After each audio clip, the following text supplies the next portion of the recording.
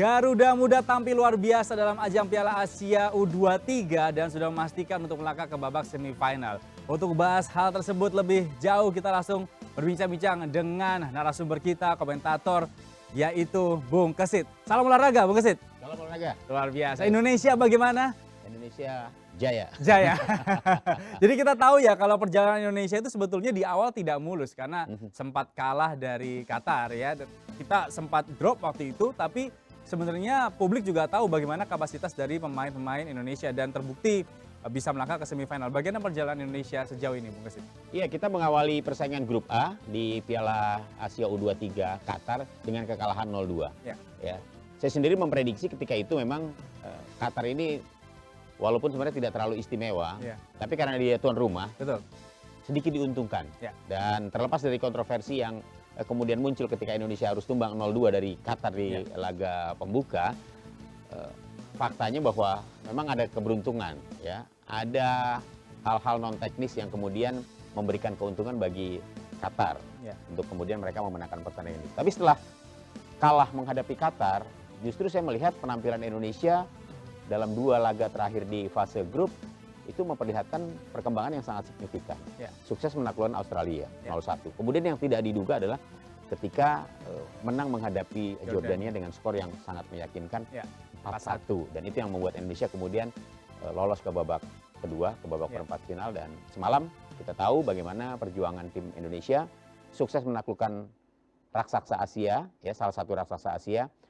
Walaupun menang dalam drama adu penalti, tapi dari pertandingan yang berlangsung selama 120 menit, Indonesia sebenarnya unggul. Ya, megang kendali sebetulnya. Ya, walaupun hasilnya imbang 2-2, tapi kita leading 1-0, kemudian betul. disamakan, kita leading lagi 2-1 sebelum akhirnya Korea menyamakan kedudukan menjadi 2-2. Ya, walaupun akhirnya memang drama adu penalti ini membuat tensi pertandingan maupun kita yang nonton juga jadi naik turun begitu ya, Kesit ya. Karena dramatis kan. Dramatis sekali dan akhirnya kita bisa menang 11-10 kemarin ya. Tapi kalau kita bahas formasi terlebih dahulu, 3-4-3 digunakan ketika menyerang oleh Sintayong. Ini sangat efektif sekali ya, terbukti banyak gol yang tercipta di pertandingan tersebut. Apakah formasi tersebut memang sudah dilatih berkali-kali dan akan terus digunakan?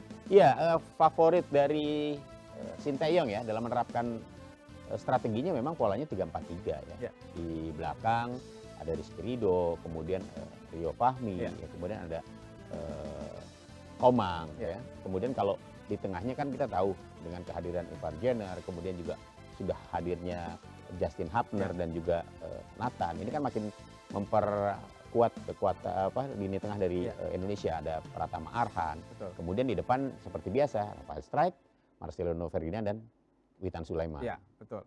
Strategi yang luar biasa yang terbukti sangat ampuh begitu ya mengalahkan lawan-lawannya, dan kita tahu juga bahwa hasil pertandingan semalam adalah hasil yang sangat dinantikan oleh masyarakat Indonesia. Kalau secara pemain, ya tadi Bung Kesit sempat sampaikan juga, kalau kita ditanya siapa pemain yang paling bersinar selama AFC U23 sejauh di Indonesia, kayaknya agak sulit untuk menjawabnya ya. Iya, saya melihat merata ya. Walaupun memang ada 2-3 pemain yang lebih menonjol gitu ya. Tapi karena kalau kita lihat dari bagaimana performa yang diperlihatkan oleh tim U23 Indonesia, memang semuanya saling bahu-membahu lah ya.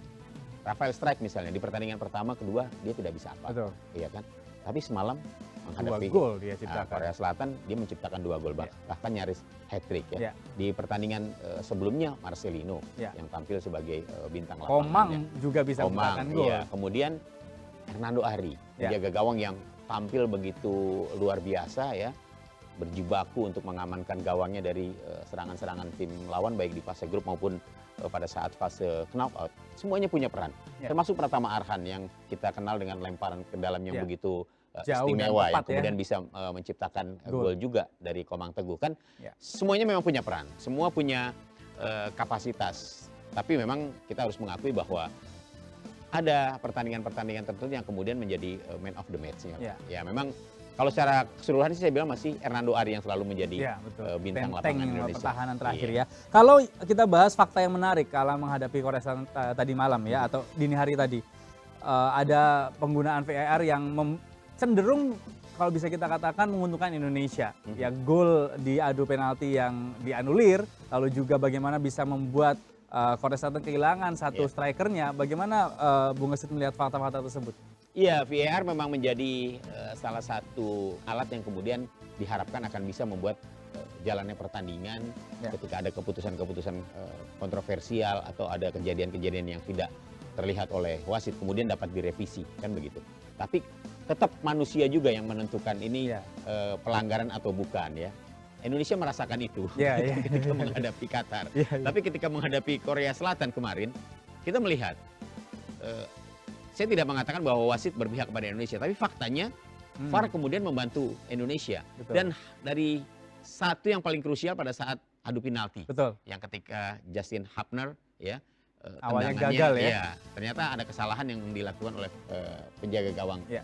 Korea. Ya, kemudian bagaimana ketika pelanggaran yang dilakukan oleh pemain Korea yang akhirnya membuat mereka harus tampil 10 pemain akibat kartu merah karena pelanggaran yang dilakukan terhadap Justin. Akhirnya kita Hapner. merasakan apa yang dirasakan oleh Qatar ya, mendapatkan keuntungan Iya. dari penggunaan VAR itu ya. Kita akan bahas lebih jauh Oke. lagi ya, tapi tentunya Sports Lover kita akan kembali setelah pesan-pesan berikut ini.